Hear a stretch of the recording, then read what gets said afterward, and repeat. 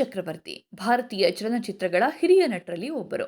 ಅವರು ಗಾಯಕ, ನಿರ್ಮಾಪಕ, ಬರಹಗಾರ, ಸಮಾಜ ಸೇವಕ, ಉದ್ಯಮಿ ಅಲ್ಲದೆ ರಾಜಕೀಯದಲ್ಲೂ ಸಕ್ರಿಯರಾಗಿರುವ ಅವರು ರಾಜ್ಯಸಭಾ ಸದಸ್ಯರೂ ಕೂಡ ಆಗಿದ್ದಾರೆ. ಅವರ ಅತ್ಯುತ್ತಮ ನಟನೆಗಾಗಿ 3 ರಾಷ್ಟ್ರೀಯ ಚಲನಚಿತ್ರ ಪ್ರಶಸ್ತಿಗಳನ್ನು ತಮ್ಮದಾಗಿಸಿಕೊಂಡಿದ್ದಾರೆ. ಜನವರಿ 2024ರಲ್ಲಿ ಚಕ್ರವರ್ತಿ ಅವರಿಗೆ ಭಾರತ ಸರ್ಕಾರವು 3ನೇ ಅತ್ಯುನ್ನತ ನಾಗರಿಕ ಗೌರವವಾದ ಪದ್ಮಭೂಷಣವನ್ನು ನೀಡಿ ಪುರಸ್ಕರಿಸಿದೆ. ಇದೀಗ ಮಿಥುನ್ ಚಕ್ರವರ್ತಿ ಅವರ ಆರೋಗ್ಯ ಅಸ್ತವ್ಯಸ್ತಗೊಂಡಿದೆ. ಮೆದುಳಿನ ಇಸ್ಕೆಮಿಕ್ ಸೆರೆಬ್ರೋವಾಸ್ಕ್ಯುಲರ್ ಸ್ಟ್ರೋಕ್ ಆಗಿರುವುದು ತಿಳಿದಿದೆ.